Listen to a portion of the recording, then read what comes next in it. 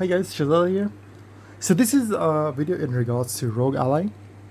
So these are some of the things which I would advise you usually do if you get like a if you buy a new Rogue Ally X or even if you buy a Rogue the older version. So the first thing is first, because it's a Windows device, you can set up the fingerprint scanner, and you should be able to use that. So when you unlock the device, you don't need to enter credentials or the pin code, and that will pick it up. That's the first thing.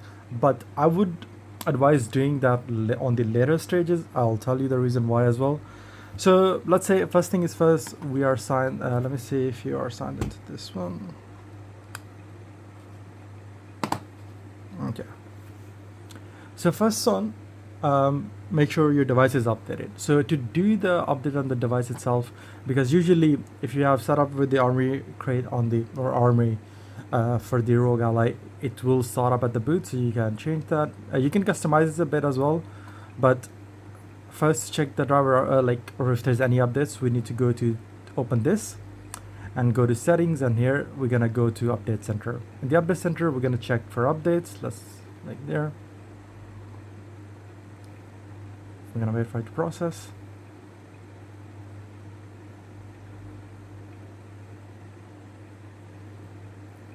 So there are two well, technically with the Rogue Ally, there are three different locations where you need to check if there are any updates in regards to the platform itself. One obviously is the Windows one. Okay, so we found some of the updates. I'm gonna update that later on because it's the graphics drivers, but that's the first place for you to do. Okay, second place, you need to go to My Asus application. Most likely, if you have set it up recently, it will ask you to update that, and then the new version will be downloaded from the Windows Store. All the updates do get pulled through the Windows Store. So that's the second place you need to come through. Come to system settings. As you can see, if there are any updates, I'm just gonna close this, and you can check it from here. Most likely on the fingerprint scanner, all those updates are usually here. Okay, we're gonna cancel that. Third place is Windows setting. Just like any Windows machine, you need to update that, and we're gonna go to Windows Update and check for Windows Update.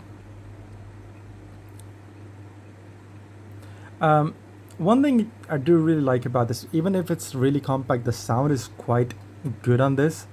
So if you just type Dolby, go to Dolby Access, and then make sure it is on. So we're gonna go to the products. Here is, as you can see, it is on. So what you can do is, let me just go to the settings.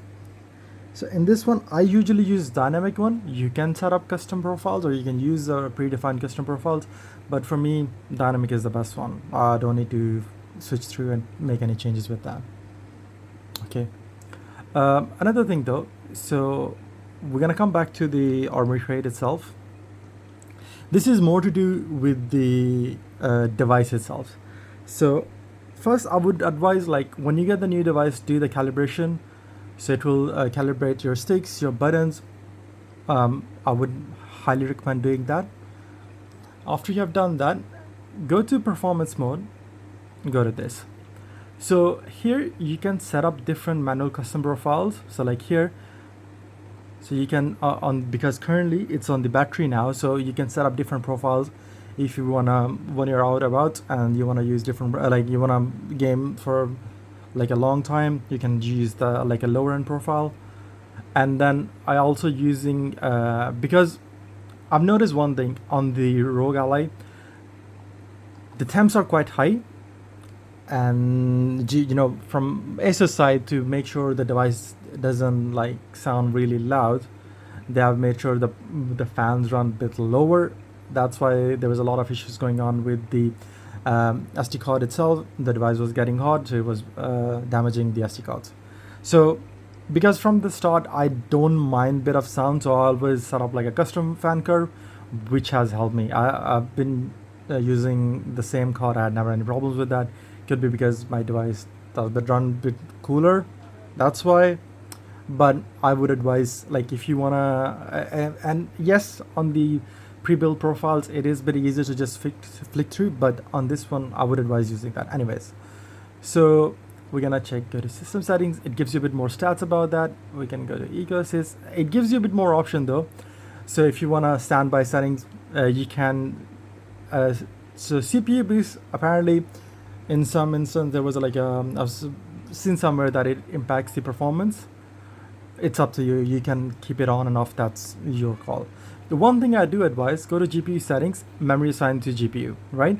So usually from out of the box, it goes between 8 gigs to 4 gigs. I don't remember exactly.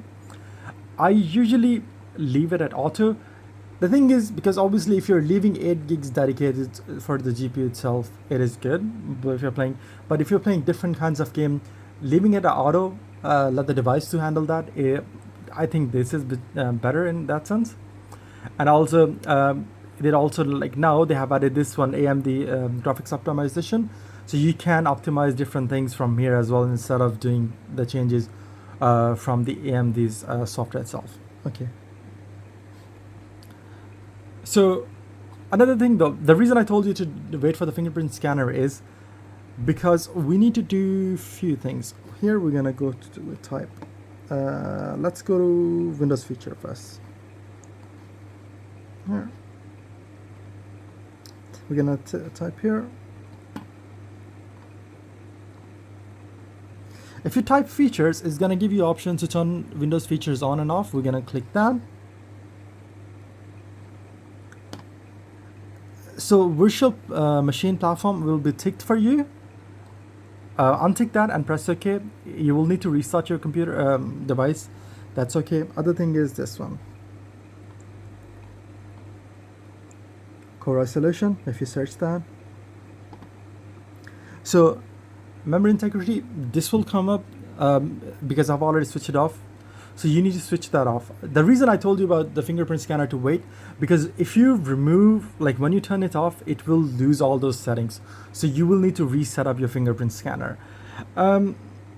Fingerprint scanner does work and I had to, because I was testing this different things, so I had to reset the Windows itself and reset the device itself as well.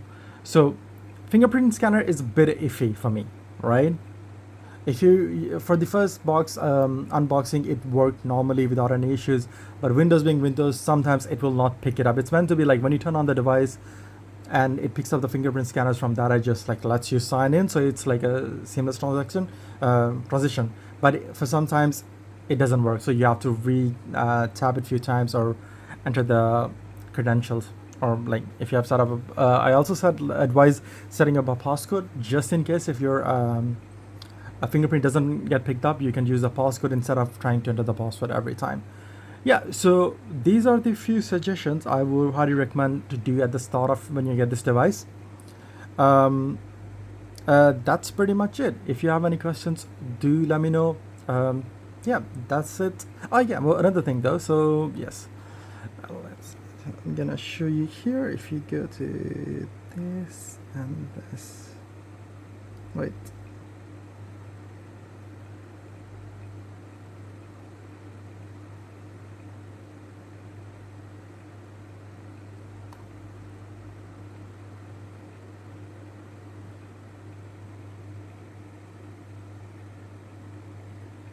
I'm just waiting for this to process through.